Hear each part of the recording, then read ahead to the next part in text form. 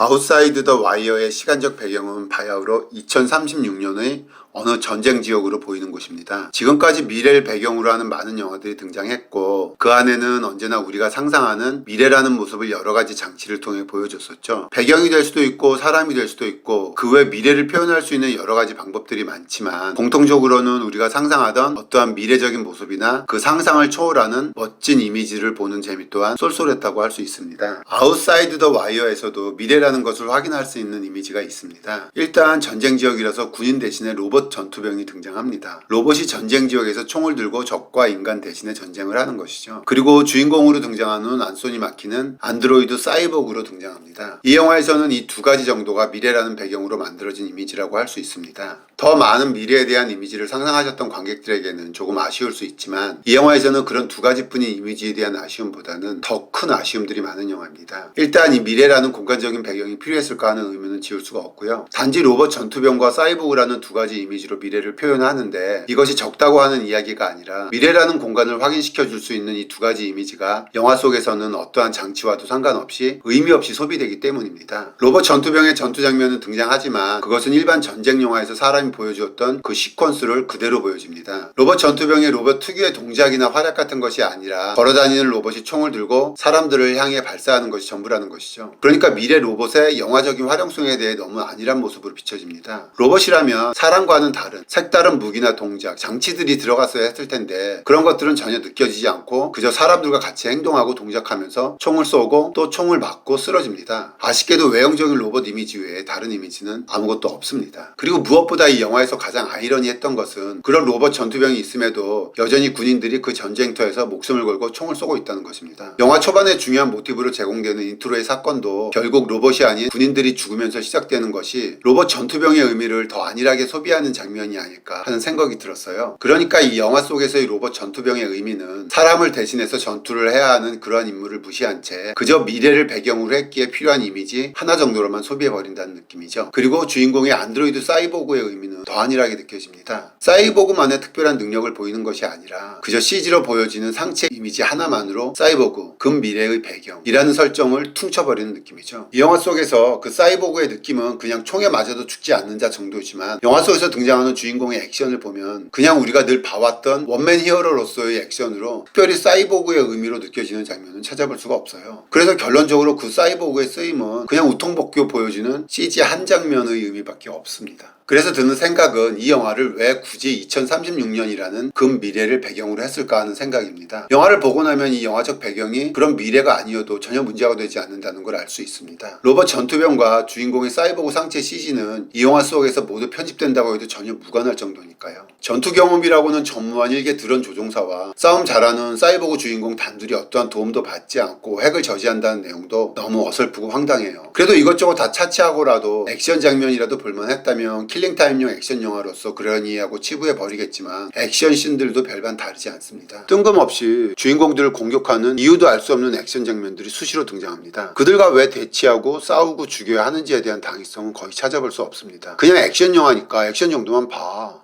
하는 것 같은 느낌으로 이야기에 대한 신경은 전혀 쓴 것 같지 않은 허술한 거 아니라며 금세 영화는 지루해져서 끝까지 보기에도 힘겨울 정도입니다. 어벤져스 속에서 팔콘의 이미지 덕분에 이 액션 영화에서 주인공으로 등장하는 안소니 마키는 마블 영화에서는 주연이 아니었음에도 충분한 존재감을 보여줬지만 주연으로 등장하는 이 영화 속에서는 조연으로 등장했던 마블 영화만큼의 존재감도 느껴지지 않습니다. 결론적으로 팔콘의 이미지 덕분에 액션 영화의 원톱 주연으로 등장했지만 완전히 실패라고 할 수 있겠죠. 처음 들어본 감독이라서 이름을 검색해서 필모를 확인해봤더니 이 정도 급의 영화를 만들어 온 감독이었다는 생각이 들었어요. 영화 속에서 감독의 중요성을 다시 한번 느끼게 됐죠. 그래서 아웃사이드 더 와이어는 여러 가지로 애매합니다. 미래 SF 전쟁 영화라고 우길 수 있겠지만 그 속에서 들어가는 미래의 이미지도 SF라는 장르적인 이미지도 전쟁 영화라는 액션의 이미지도 어느 것 하나 만족스러운 것은 없습니다. 그리고 그 미래를 배경으로 만든 SF 영화에서 기껏 한다는 이야기가 핵무기로 위협받는 미국을 구하는 내용이라 참 촌스럽지 않습니까?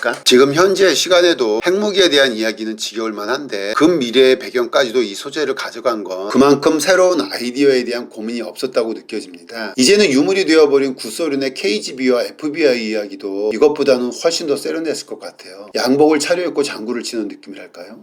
현재 개봉하는 영화들은 거의 없고 OTT 영화들을 주로 보게 되네요. 그렇지만 아무리 볼 영화가 없더라도 아웃사이드 더 와이어 같은 이런 영화는 보고 싶지 않아요. 이런 영화만 계속 본다면 우리들의 영화적 눈높이도 확실히 낮아질까요? 넷플릭스 영화에 대한 기대치를 한창 낮춰야 하는 걸까요?